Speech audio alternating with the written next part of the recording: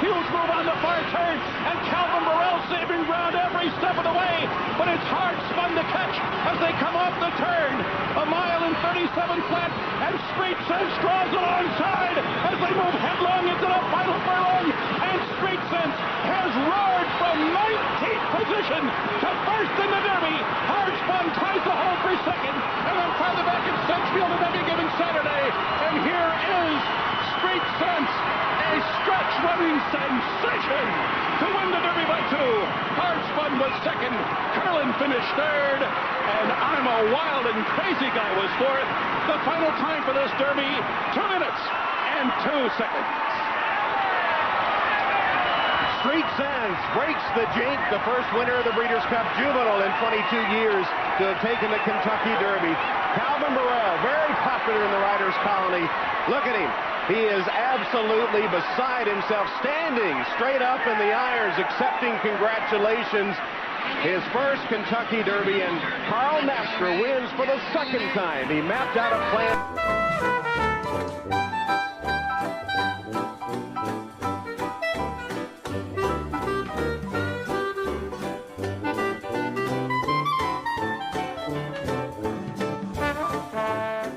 As the field turns for home, top of the stretch, it's still joining the dance with a tenuous lead. Regal Ransom and Pioneer of the Nile strikes the front just outside the 8th hole. Musket Man is coming hard down the center of the track, and Papa Clem's right there too. Down toward the inside, coming on through. That is Minette Bird now is coming on to take the lead as they come down to the finish. And a spectacular upset. Minette Bird has won the Kentucky Derby. An impossible result here. And a three-way photo for second among Musket Man, Pioneer of the Nile, and Papa Clem. Calvin Borel has done it again. Calvin Borel, that's what they call him at Churchill Downs for his penchant for coming through on the inside. We saw him do it with Street Sense, and here we saw him do it on Mind That Bird in the final strides, exploding through on the rail to pull a monumental upset at 50-1. 50-1. Mind That Bird and Calvin Borel with a huge upset, the second biggest upset in Derby history.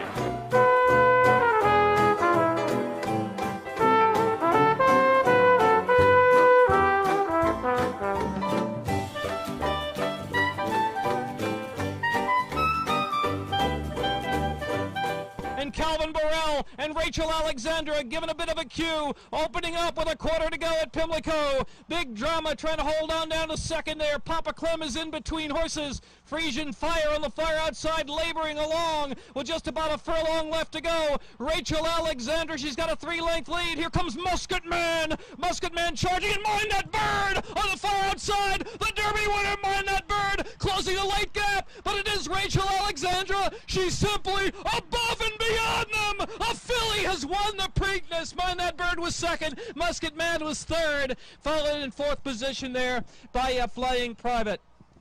And the time was 1:55. We've seen history. A dazzling display by Rachel Alexandra, the first filly to win the Preakness in 85 years.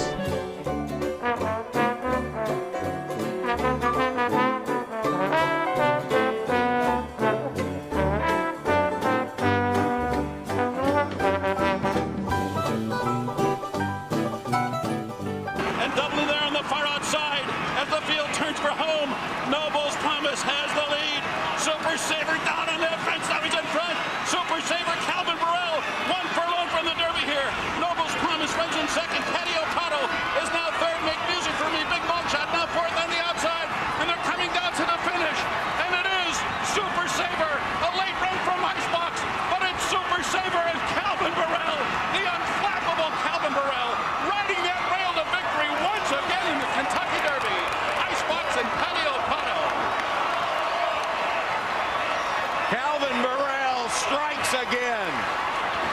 as if he had tears in his eyes when he came on the track on Super Saver and they played My Old Kentucky Home. He has such genuine emotion, as we saw when he won on Street Sense and last year on Mind That Bird. He went back to the rail and he got it done again, this time on Super Saver, as the $100,000 dream bet will be cashed. And Tom, I was watching this horse down the backstretch. Calvin had him exactly where he had Mind That Bird. He was a lot more forwardly placed, but in the garden spot, right on top of the rail, the exact same as he was before. What did Todd Pletcher say to me? He said, when he rides at Churchill Downs, Calvin Borel is a superstar, and Calvin has just given Todd Pletcher his first Derby victory. There he is.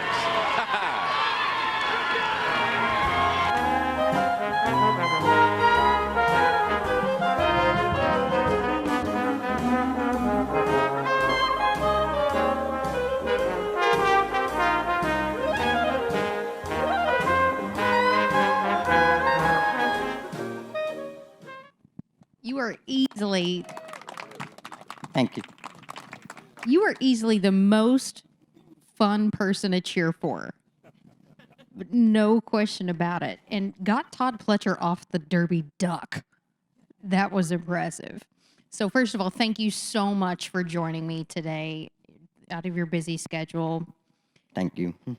Calvin, a proud Louisiana native, ridden more than 35,000 races during his, and I need to put professional in air quotes, his professional career started in 1983, but it really goes back to when he started riding as a kid in the bushes in Louisiana with his older brother Cecil, who kind of got you started. So walk us through a race at a bush track as a kid in Louisiana. What does that mean, the bush track? Well, a bush track, I mean, I don't believe they have them no more, but a bush track is where actually we'd go out on Friday nights to a place like a bar. I mean, your owners and trainers, and start drinking, and then... Not at 8 years old, though. Exactly. Okay. And then they'd match a race, a horse against horse. I mean, you didn't know actually who you were running against. You just thought you had the best horse and match it against another horse. And then we'd come back on Sundays and, we'd run head up and horse, for horse against one another. So would they, strap you down on the horse? No. Okay. I never got strapped down Okay. on one, but I've gotten the gates, though, many a times and looked over, and the other horse had cans and plastic on them, didn't have no jockeys many a time. Yes, ma'am. Did you ever get hurt as a kid? Yes, ma'am. I got hurt pretty. I mean, actually, well, I broke my leg and my arms and stuff like that. Never got seriously hurt until about the. That sounds pretty serious, Calvin. Well, at that time it didn't matter. I mean, I guess my first year career of on a recognized track. That's most probably when I got hurt the worst. I had broke like 6 rib and punctured my lung and then take out my spleen and stuff and broke my arm. And ever since then, I've been pretty fortunate. It's always been, my arm or my leg, not my, inside body. So I've been very fortunate about that. So riding in the bushes as a kid, did you win anything, or you just got a high five? No, you got paid. I mean, sometimes you got paid. I mean, if you won, say they run for like $50 a horse, they might give you $10. But the people that would bet and make money, that they'd turn around and give you $5, $10. Every Saturday and Sunday, I'd go home with $200 or $300, and I mean, it was amazing. That was good money. Would you? So how would I say it? And then, I would go to school, and every Saturday and Sunday, I had a guy that would come pick me up, and I'd go sleep at his house, and we'd go to the bush tracks. Now, would you say that was a good foundation of where Yes, you are? Yes, ma'am. I mean, you have Eddie Delahousie, Kent DeSalmore, Shane Sellers, Robbie Alvarado, and most probably Robbie Alvarado was the last one when the Bushes quit, and I think that's the most greatest riders, and they all come from, so young. I mean, I was riding when I was 7. I mean, it was amazing, and then, it's a proven fact. I mean, Randy Romero, these guys. I mean, And ever since the bush track had went away, I seen good riders, but I have never seen, one really, stand out like, Kent Desormeaux and these guys. We all grew up at the bush track. I was going to say, it should be noted that Southern Louisiana has produced some of the top riders to ever sit on the back of a horse, in addition to Calvin, Eddie De La Houssaye, Mark Guidry, Randy Romero, Kent Desormeaux, Robbie Alvarado, Corey Lannery, and so many more. Do you think that that is because of the bush tracks? Yes, ma'am. I mean, it had a lot to do with it. I mean, it was a kind of a deal like you made it or you didn't. It was going to make you or break you. And if you wasn't scared, you were gonna make it. I mean, if you were scared, you wasn't gonna make it. Because, like I say, I mean, they'd match a race at 10 o'clock at night, and they'd put 2 cars on each side of the fence just to put the lights, just to have a race. I mean, and I rode many of them, many of them.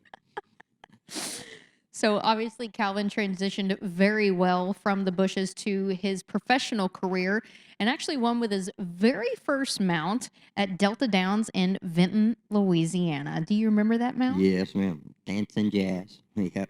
I think it was, dang, I forgot the train. We can look it up. Okay, well, We can look it up. that's been a while. So he very obviously earned the nickname Calvin Borel for staying so close to the rail to save ground. Was it somebody in the jocks room that tagged you with that nickname, or how did you earn that? Well, I mean, yeah, my brother, he was shortest way around, was on the fence. I mean, and actually, that's how I got hurt, real bad. The first year I rode, and I'll never forget. And, I mean, I stayed in intensive care for like 8 days, and I was on a filly, missed touchdown.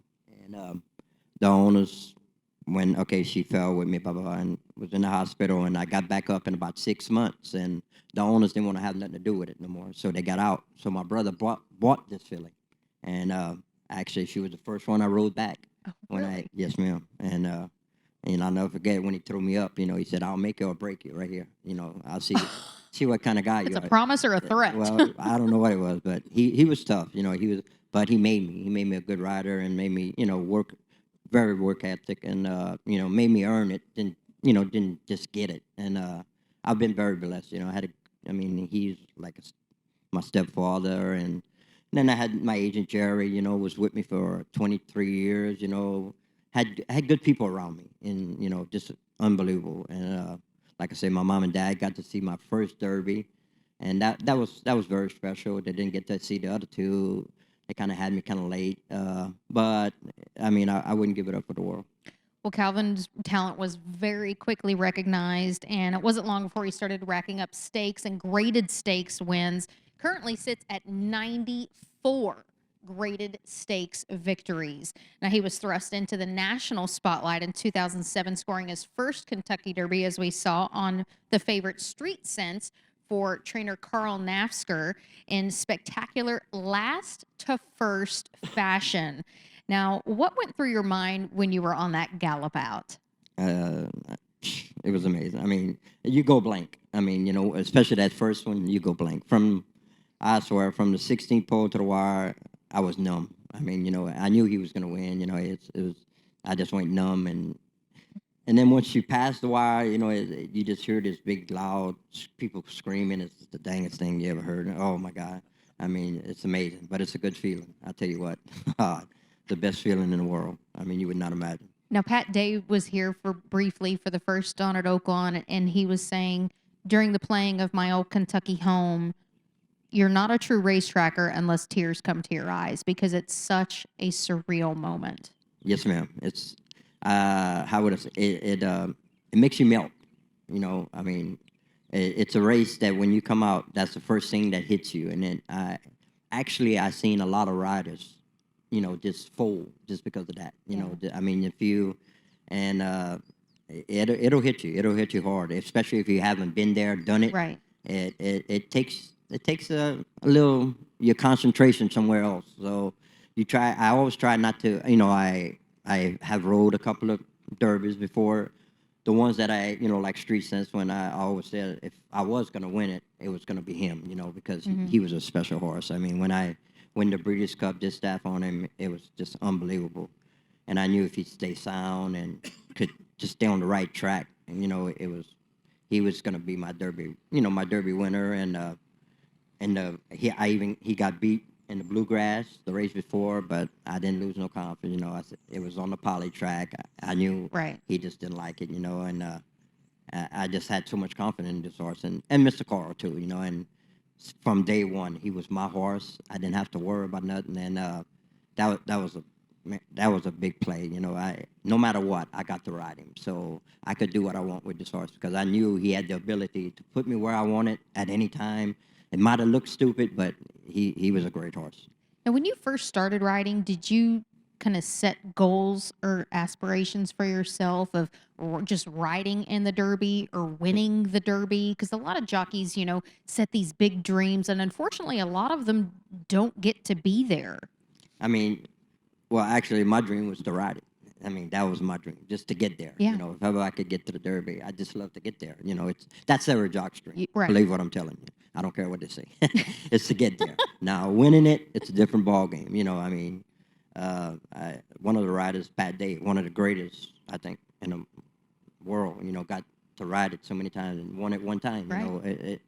So I've seen good riders, ride this race. It's a very, very different kind of race to ride. I mean, you would not imagine. I bet, especially as big of the field as the fields are now. Now, mind that bird was very far from the favorite in the 2009 Kentucky Derby. He was 50-1, went from last to first, came along the rail. Are we seeing a pattern here? And you heard Tom Durkin speechless, which you never hear Tom Durkin speechless, basically miss Calvin until the final jump before the wire, scored the second biggest upset in Derby history. Now, after you've won with a favorite, you're on a 50-1 shot. Now, when you ride a 50-1, do you think, okay, I'm in the Derby, I've got a shot?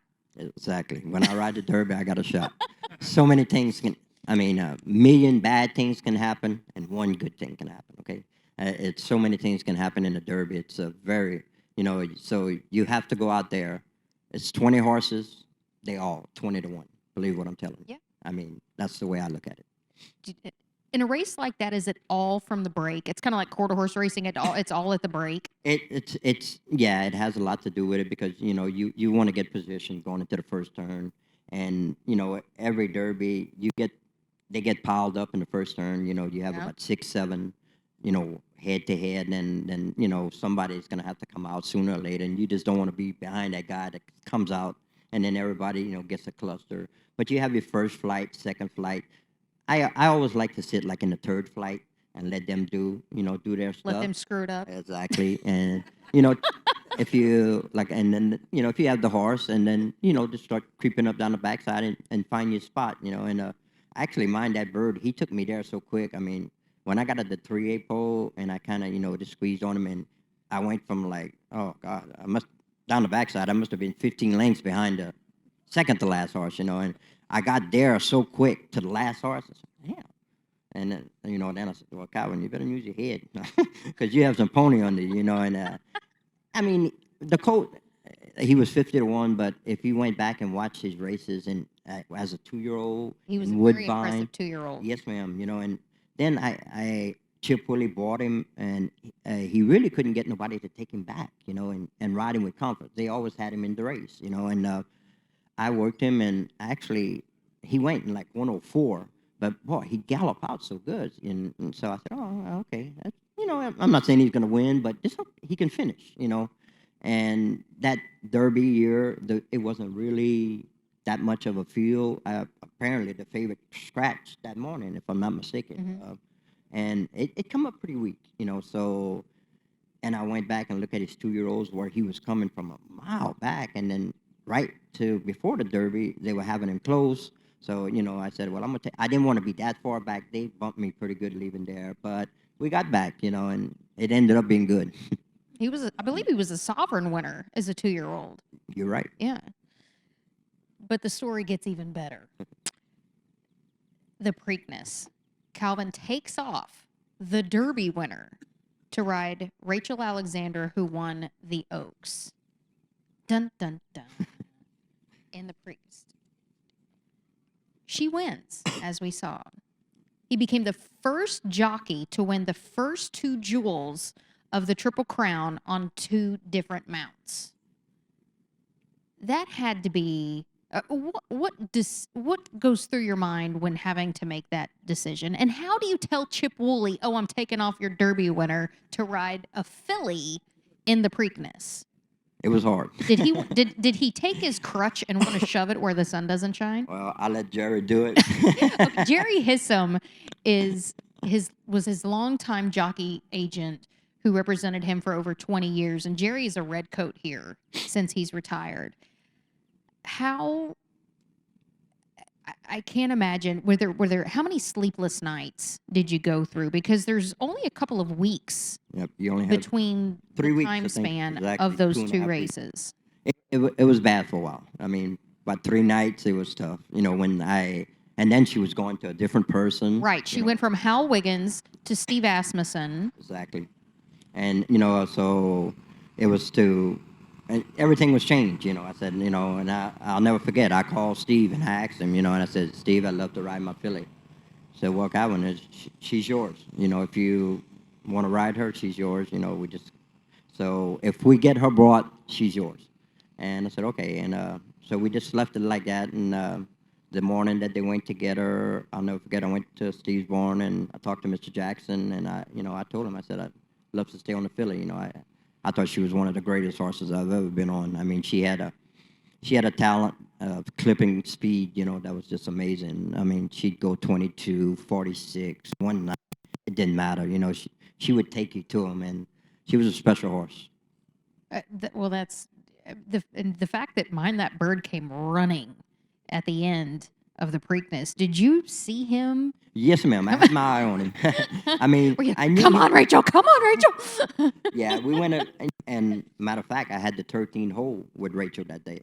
And, I had to use her a little bit just to get my position. And we went a little quick, but I knew she, going a mile and I think it's a mile and 5/16, it's like a 16th closer than the Derby. My opinion, I didn't think at that time there was a horse in the country to beat her at that, particular time. I mean, when I win the Oaks on her and the Preakness and these 3 or 4 races back to back after that, she was just, oh God, she was incredible. She was definitely something special. Now, it was the second time the second time since 1993 that a jockey had won the Oaks Derby combo and the 7th jockey overall. Poor Jerry, first of all. Unbelievable. Calvin then earned his 3rd run for the Roses in just 4 years. Unreal. In 2010 with Super Saver, in 2010. Finally getting Todd Pletcher off the duck. That was his first Derby in his 24th attempt. I could only imagine. He must have given you the biggest smack on the lips that God had ever seen. His wife had to have been jealous. No, he was happy. I tell you what, we all been there, and I mean, it's every trainer's, that's their dream. That's the goal. It's the goal, and I mean, I was just, fortunate enough to do it for him, and me and this coach, we got along. Matter of fact, I rode him here, I think, and run second in the Derby here. And I never forget that day, he told me, he said, "Calvin, they're going to have a lot of speed in the Derby." Because I win the juvenile, a couple of stakes on him before that, and he was always on the lead. And that day there, we took him back, about 3 or 4 lengths off the lead. And I run second. Wasn't a good race. And from that race on, he said, we're going to go ahead and take him back in the Derby. He can't, go that fast and keep going. So that was the goal here. This race, we run him here for the Derby, and it made him win the Derby. I mean, that's 3 and 4 years. The only jockey ever to do so. That was amazing. I tell you what, it was a fun run. It went quick, believe me, it did. It went by fast, but I loved every moment of it. But you would think that, you'd go out, you'd party, you'd just live like a rock star. But Calvin's not that guy. No.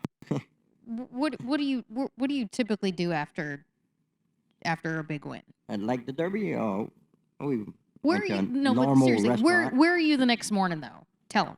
Tell At the the truth. barn the next morning. Exactly. You know He's that. at the barn the next morning. He's helping his brother Cecil. He's mucking stalls. He's helping walk hots. Yes, ma'am. I love it. I mean, it's true. He's I not mean, hungover. He's out the next morning. He's helping his brother clean stalls. you're out the next morning, yeah, and you're looking for the next one. Believe me, you. That is humbleness and hard work. That is exactly why this man is as successful as he is. Now, but he has been rewarded. Don't let him fool you. Yes, ma'am.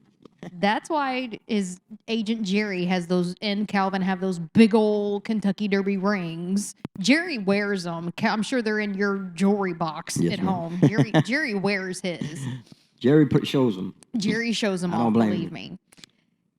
He has been rewarded with some trips to the White House and sat next to the Queen of England, and the Queen requested to sit next to Calvin. The Queen is a very accomplished horsewoman herself. Yes, ma'am. Very accomplished horsewoman, even at her mature age. And she chatted your ear off, from what I understand. Yeah, she talked like me and you're talking now. I mean, it was incredible. How did that go? Because here you are, Really? a jockey from Louisiana, It was- and she's like, I want to sit next to the Kentucky Derby jockey. That's a horrible English accent. But how that had to be so surreal. Going to the White House, a request. That was like a last minute request, right? And tell me, It was a 2 days rush. later. Yeah, I it was mean, a rush job. Actually, Jerry hung up the phone like 4 times. Yeah, they kept thought it calling. was a joke. They thought it was another jockey agent calling his agent. Hi, this is the press secretary or somebody, the social director from the White House. We'd like to request Calvin. Yeah, it's cuss word. Hang up. And that was like 5 times until they actually thought it was a legit phone call. Because, Yep. as I mentioned, we like to play pranks on each other. So finally, they realized it was a legitimate request from the White House. And it was a rush job to get a tuxedo, travel arrangements, hotel. Before you know it, you're in Washington, D.C. Yes, ma'am. And it was less than 24 hours. I mean, and everything, everything went unbelievable. I mean, they got me on a jet. We got there, went to a place. They set it a tux, fitted me and everything. And it was just, everything went so smooth. I mean, it was unbelievable how, when you want to get something done, you can do it. I mean, it's not like you can just go up and say, "Hey, Calvin Borel, Queen, nice to meet you." No. I mean, I'm sure there's a little more etiquette involved than that. Am Yes, I ma'am. right? It was. Oh, Lord. I'll never forget me and my fiance. We sat down and she was reading these letters to, pages, and we were sitting down reading all this stuff. Oh, my God. But it went good. It went real good. It was I most mean, are there like 20 amazing. forks on the table? and Yes, all that? ma'am. Yeah. Didn't have a clue which one went nowhere. Did you just follow what the Queen did? Exactly right. Well, we did get to see that picture, and what an unbelievable experience. It was. I mean, it's been I could never change. I mean, I had a good career, and I'm still riding. I'm healthy. I love to ride, I wouldn't change it for the world. Unbelievable. That's pretty cool. Well, Calvin fortunately, Oaklawn fans have been treated to witness Calvin win his 3,000, 4,000, and 5,000th win right here at Oaklawn. He is currently ranked 28th on the all-time leaderboard. That's of all jockeys to have ever sat on the back of a horse.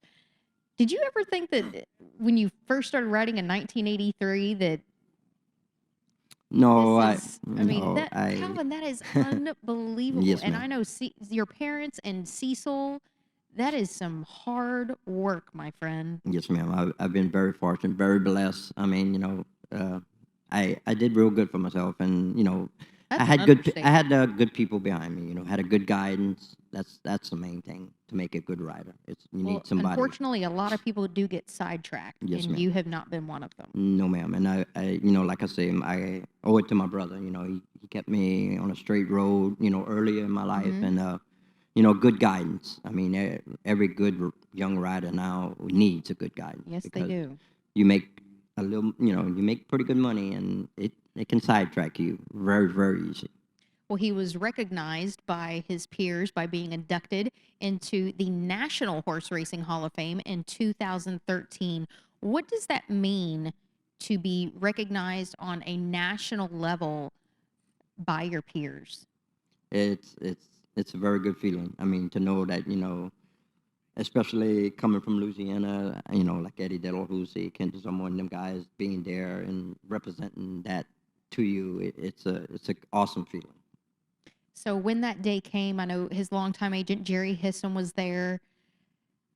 He was pretty ill at the Yes, ma'am. time. He was very sick. Seeing him there, I know that had to mean a lot. Yes, ma'am. It meant a lot to me for him to, because he was pretty sick at the time, and to be there. But we went through it, and even my brother and his wife showed up, and it was unbelievable. I know that was a pretty emotional day for you Yes, ma'am. to be recognized. Calvin even spent some time on the big screen. You played yourself in the 50-1, the story of Mind That Bird's Kentucky Derby win. I remember being stabled at Churchill Downs when they were filming that. How was that experience? Was that pretty cool? Yeah, it was. I mean, I wouldn't do it again, but They're not it's making a Super Saver. no. I mean, it's very, very time consuming. I mean, because I was riding a little bit and trying to do the movie, and then you have to go to different places, but you do so much in one day. It was amazing. I mean, how much stuff I did from like 5 o'clock in the morning till 10 o'clock at night, and then you'd go back in the afternoon, and they only had like maybe 10 minutes of the screening. I said, what the hell? They had to come back the next day and do it again. And I did that, God, for like 2 years. I mean, because I was riding, and I would just go on my days off, and then finally I took like 6 days off of not riding, and I just did the filming, and then we finally got it finished there. But Lord, they put a lot of hours into It's a filming. lot of hurry up and wait, isn't it? Yes, ma'am. I mean, no, I don't believe. Now, last year, towards the end of this meet, you abruptly announced your retirement, but luckily for racing fans, you weren't gone long and even came back scoring a grade 3 on Ivan, who you were on earlier this morning at Laurel shortly after coming back. Now, with that brief time away, a lot of us do need it. Now, were Right. you able to kind of mentally Yeah, get through some things? yes, ma'am. Just exactly. It was more a family thing, and we just went our different ways, and I couldn't ride and work with that and ride, and Right. it was getting to me, and I went away and got that taken care of, and then I knew I'd be back. It was just after I got my head clear and come back and have fun and ride. Well, we're more than happy that you did come back and join the horse racing family. What advice would you give to young riders that are either wanting to start a career or are new in the business? Well, like I was just saying, it's find a good guidance. I mean, if you can have a good guidance, a person that will take care of you, to be, that's the main thing for young riders. Like I say, it's a good sport. You make a lot of money, and you're into things that it's unbelievable. And a good guidance could help you a lot. Yeah, they start making that money just like any professional Exactly. sport. I mean, and that young. I Yeah. mean, you're what, 18, 19, and you're making that kind of money. It'll throw you off. I mean, it'll throw you off big time. I've seen very, very good riders. I mean, you would not imagine, and just go off somewhere, and do just bad things, and it's terrible. But a good guidance, like I had, you can be very, very successful. Well, you're fortunate enough to have the guidance of your brother Cecil and then Jerry Hissom for more than 20 years, briefly represented by Larry Melanson last year, and affectionately known as Big Steve Yes, this ma'am. year, who also represents the Bug, Katie Clausen. Calvin, you are by far one of the easiest people to cheer for in the industry, and we wish you nothing but success. Does anybody have any questions for Calvin in the audience?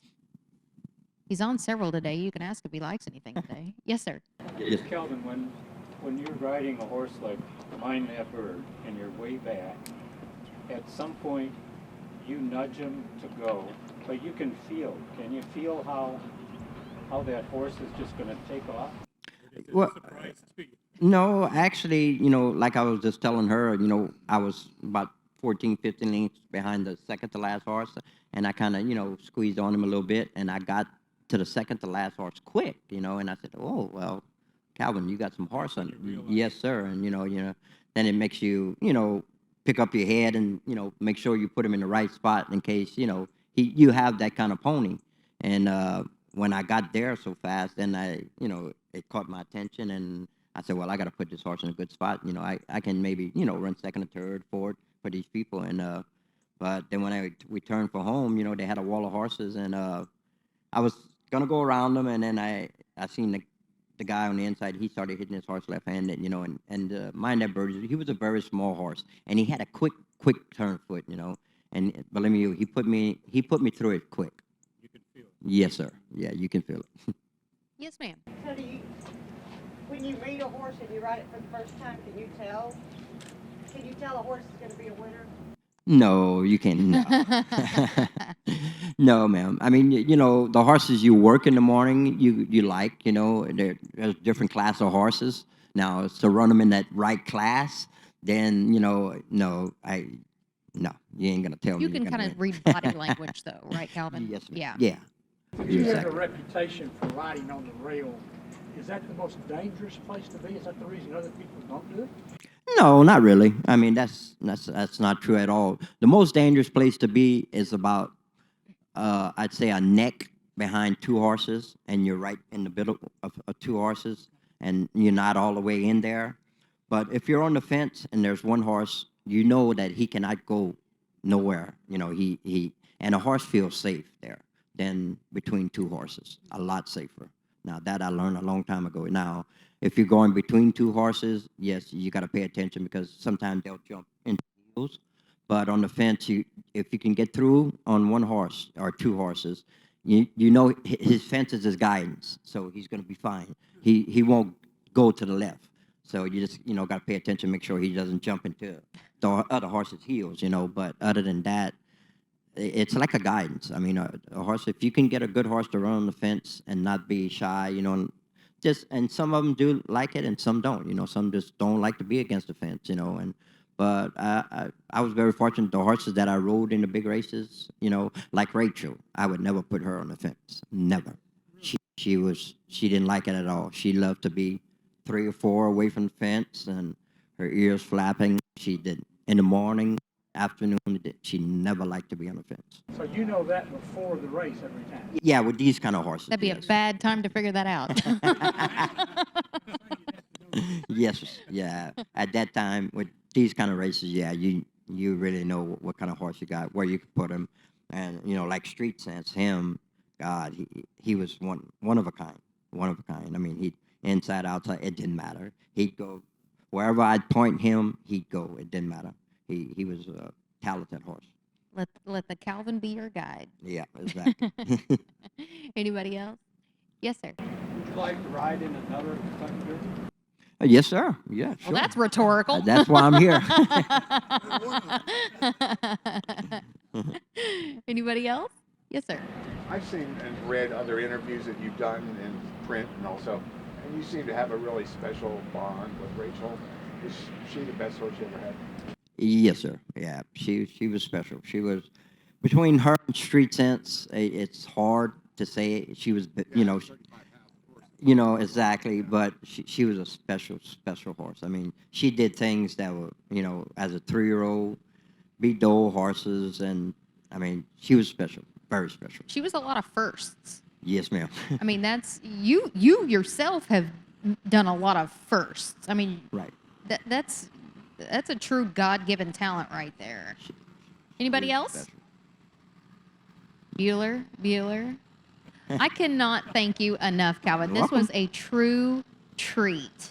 Thank you. This was very much. amazing, and I hope you join us again later in the meet, hopefully when you have a mount in the Arkansas Derby and come back. That'd be wonderful. What is your schedule for the rest of the year? Go to Churchill and Yes, ma'am. then Go to make the Churchill. Kentucky circuit? Yeah, same as before. Go to Churchill. Kingland, Churchill, and then come back and the same thing. Yes. Now, will Big Steve go with you? Yes, ma'am. To, Yeah. to Kentucky? Yes, ma'am. Well, I wish you and Big Steve much success. Yeah. Ladies and gentlemen, 3-time Kentucky Derby winning, soon to be 4. Hopefully, keep your eye on this gentleman right here, and Hall of Famer, Calvin Borel. Thank you. Thank you.